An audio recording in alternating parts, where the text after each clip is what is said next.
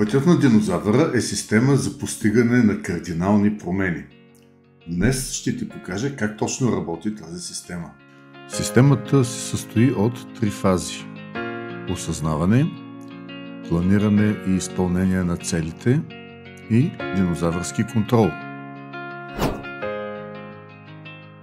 Осъзнаването е първата фаза от системата на динозавъра и тя е най-тежката.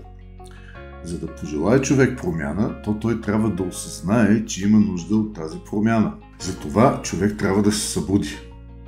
За съжаление, повечето от нас прекарваме целия си съзнателен живот в сън, сънувайки в колелото на хамстера.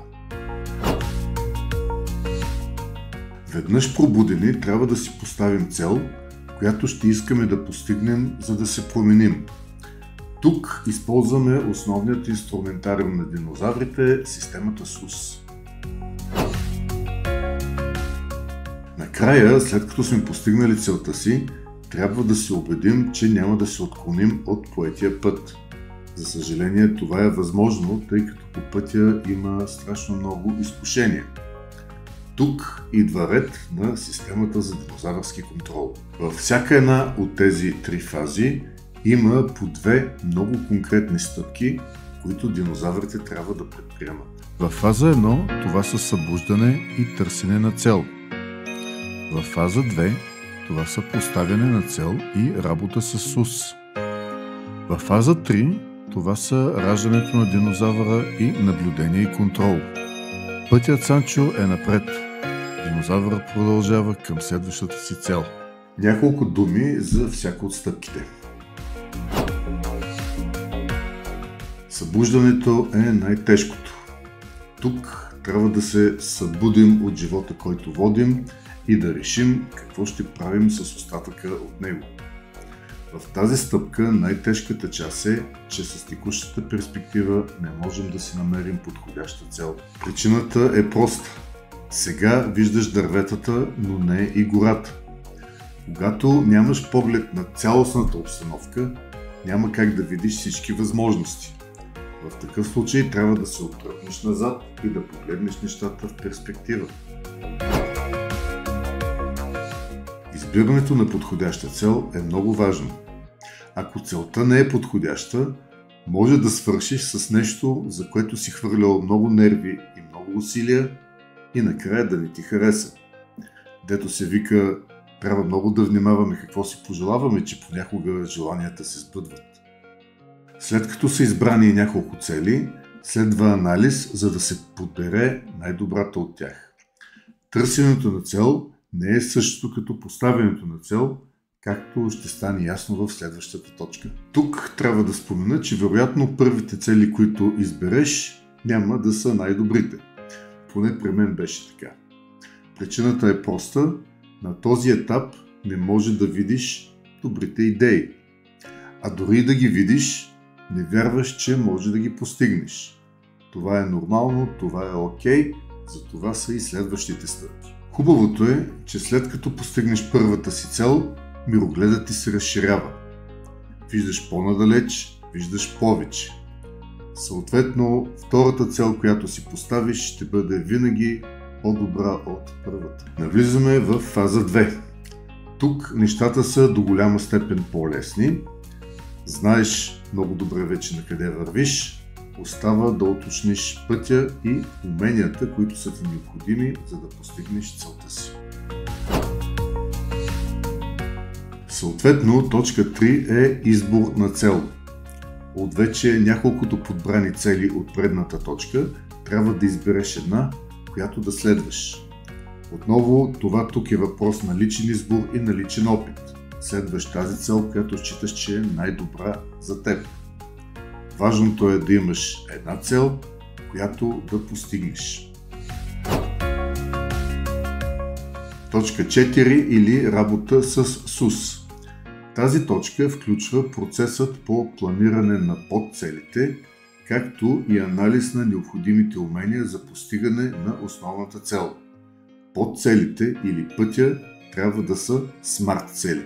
За тези цели вече говорих, ще закача линк към описанието на видеото, А по-нататък ще направим отделно видео, посветено изцяло на тях, когато говорим за систематиката от системата SUS. Уменията също имат нужда от анализ.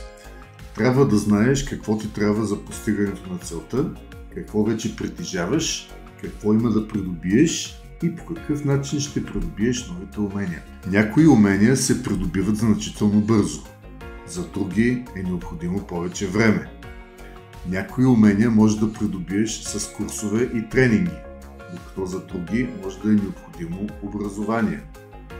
Много от уменията се придобиват с чисто практически опит. След като си планирал целите, пътя и уменията, е време да се захванеш много сериозно с работа. Следваш стъпките от плана една по една, систематично и методично, докато стигнеш края. Тук е много важно да се придържаш към плана. Често може да ти се струва, че има по-добри решения и да ти се иска да променеш разни неща. Дори и да има такива решения, отклонението от оригиналния план може да доведе до провал. Навлизаме в третият етап, този на динозавърския контрол. Тук основните цели вероятно вече си ги постигнал, може би вече си поставил втора и трета цел, която да следваш. Тук нещата вече са значително по-лесни в сравнение с началото. Имаш път напред, постигнал си цел или няколко, придобил си умения. Вече си по-добра версия на самия себе си. Имаш самочувствие и увереност. Динозавърът се е родил. Това е смисълът на точка 5. Ти вече си съвсем различен човек. Дисциплиниран, самоуверен, целеустремен. Но работата все още не е свършена до края. Наблюдение и контрол е изключително важна точка. Това е обратната връзка, която прави една система устойчива. Ако няма обратна връзка, системата много лесно може да се върне в предишното си състояние. А никой не иска това, така. Контролът е скучна, често досадна работа, сравнено с всичко, което правихме до момента. Но това може би е най-важната част от динозавърската система. За щастие, системата за контрол се поддава много добре на автоматизация и веднъж настроена няма да отнема много време. Седмичен преглед на състоянието на смарт целите, потвърждаване на основната цел, контрол на състоянието на уменията. И това е всичко. Завършваме с един цитат от постановката на Дон Кихот на Младежки театър София, който страшно ме изкефи. Пътя, Санчо, е напред. Един достоен завършек на системата на динозавъра, който ни вкарва директно в следващия цикъл. Много заряд има в тая фраза. И вяра в бъдещето. Нещо, от което всички се нуждаем. Тук приключваме. Запознахте с основните точки от системата за промяна на пътя на динозавъра. Надявам се, че ти е било интересно. А че ще ти е полезно, съм абсолютно сигурен. Ако ти е било интересно, записвай се за канала. Харесвай, споделяй, коментирай. Това ще позволи на повече хора да се запознаят с системата за промяна на динозаврите. От мен, бъдете здрави!